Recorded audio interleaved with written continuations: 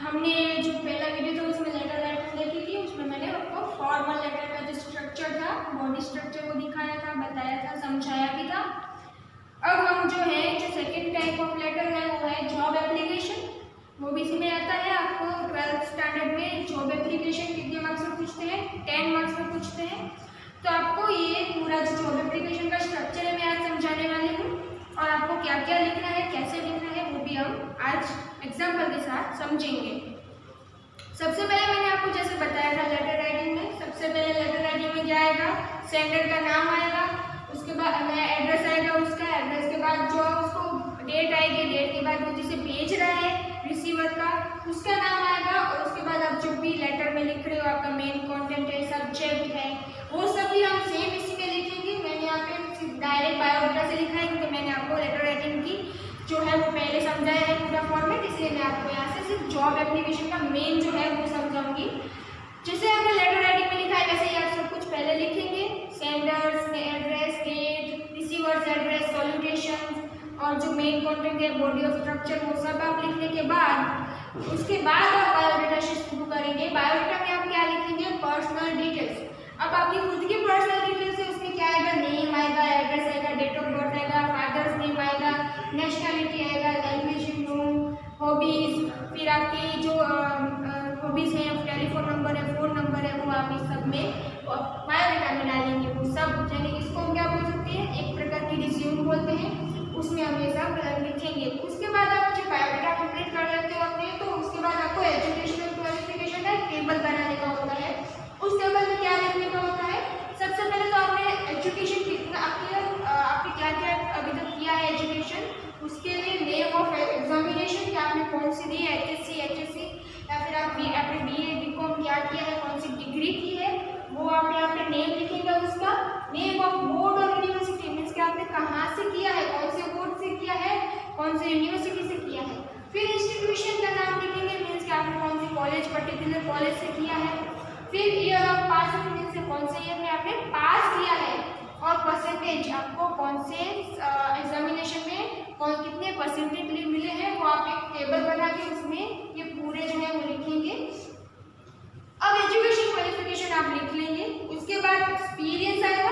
Experience में आपने जितना काम किया है, वर्क टाइम, आपका जो टाइम है, टाइम पीरियड है, अब आप यहाँ पे लिखेंगे एक्सपीरियंस में। एक्सपीरियंस में क्या होगा, टीचर्स हो गए या फिर किसी भी कोई भी ऑक्यूपेशन है, वो उसमें आपने कितना काम किया है और कितने टाइम तक किया है, कितने सालों तक किया है, महीनों तक किया है, आपको कितना एक्सपीरियंस है आपके काम का, वो आप यहाँ पे लिखेंगे। इसमें आप इंस्टीट्यूट जहाँ पे आपने काम किया है उस इंस्टीट्यूशन का नाम भी लिखने का है और टाइम पीरियड लिखने का रहेगा। उसके बाद आता है रेफरेंस। रेफरेंस जो पर्सन आप जिन्हें जानते हैं और आप जो लोग आपको जानते हैं, जो थोड़ा सा फेमस हो और मतलब वो आपको रेफरेंस कर सके वैसे हो, तो वैसे नाम 2 या 3 लोगों का नाम आप यहाँ पे रेफरेंस में लिखेंगे। उसके बाद है डिक्लेरेशन। डिक्लेरेशन में जो आपने ये सब डॉक्यूमेंट्स दिए हैं, आपकी बायोडाटा दी है, एक्सपीरियंस दिया है, वो सब सही है, यहाँ पे आप डिक्लेयर करोगे और आपका जो नाम है मेंशन करोगे थैंक यू करके, और वहाँ पे आप नीचे सबसे लास्ट में क्या लिखेंगे, डेट, प्लेस और अपना सिग्नेचर करेंगे। यहाँ तक हमारा पूरा फॉर्मेट आ चुका है जॉब एप्लीकेशन का। अब मैं आपको जॉब एप्लीकेशन का एक एग्जाम्पल इस स्ट्रक्चर के साथ ही समझाऊंगी। तो हम जब एप्लीकेशन जब करते हैं तब सबसे पहले जैसे कि हमें एग्जाम में कैसे पूछेंगे, जैसे फर्स्ट जो मैं आपको क्वेश्चन बताने जा रही हूँ वो है, यू आर आर्टिस्ट निमी दारबी 94 fourth road Jammu, you have read the advertisement given below, you are qualified for a job, write the application in 120 to 150। अब यहाँ पे आपको 120 150 लेटर्स वर्ड्स की लिमिट्स दी गई है, उसमें ही आपको अपना एप्लीकेशन लिखना है विथ अ रिज्यूम। रिज्यूम मैंने जैसे आपको बताया था कि आपको बायोडाटा क्वालिफिकेशन का जो एजुकेशन क्वालिफिकेशन की डिटेल्स है वो रिज्यूम में आ जाता है, तो ये आपका रिज्यूम उसके साथ आपको ज्वाइन करने का रहेगा। ज्वाइन करके उसके बाद आपको क्या कहा गया है, India chemical institute industries Delhi require officer.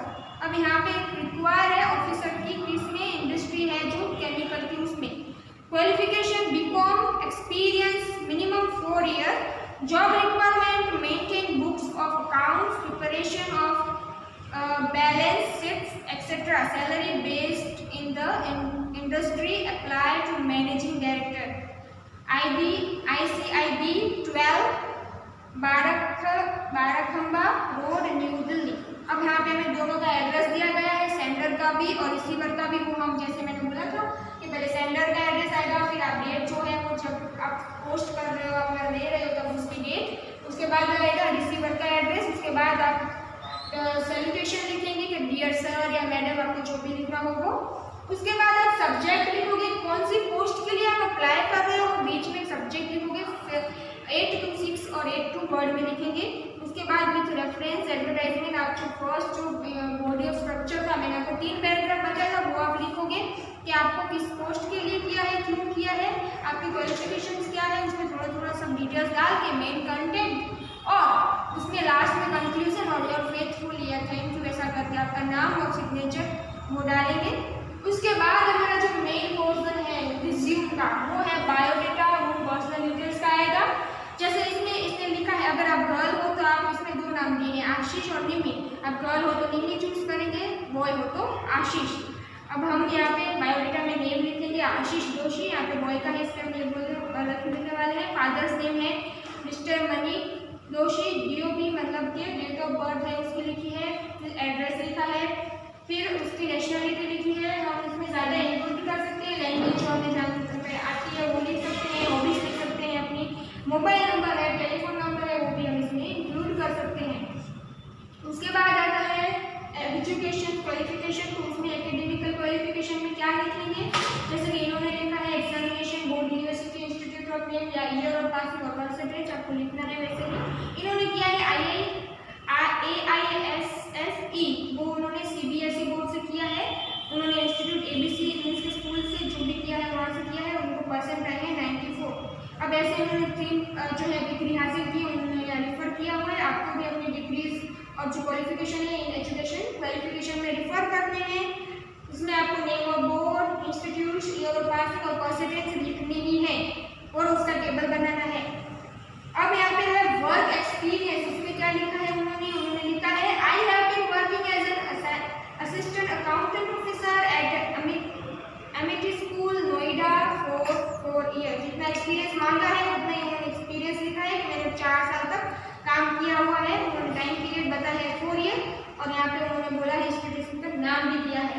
आगे वो क्या कहते हैं उसमें इसमें और हम इंक्लूड कर सकते हैं एक्सपीरियंस में तो क्या क्या लैंग्वेज नॉलेज, स्किल्स, हॉबीज और रेफरेंसेस हम इसमें इंक्लूड कर सकते हैं। एक्सपीरियंस में रेफरेंस में हम 2 पीपल्स का नाम देंगे जो हमें जानते हैं और जिन्हें हम अच्छे से जानते हैं उनका नाम देंगे, और वो जो अच्छे पोस्ट पे हो, प्रिंसिपल हो या कहीं पे मैनेजर हो, उसका ही हम रेफरेंस देंगे। यहाँ पे आगे है डिक्लेरेशन हम 2 या 3 लाइन में ही देंगे कि हमने ये जो डिटेल्स दी है वो सब सही है और आपने जो मांगी है उतनी दी है हमने।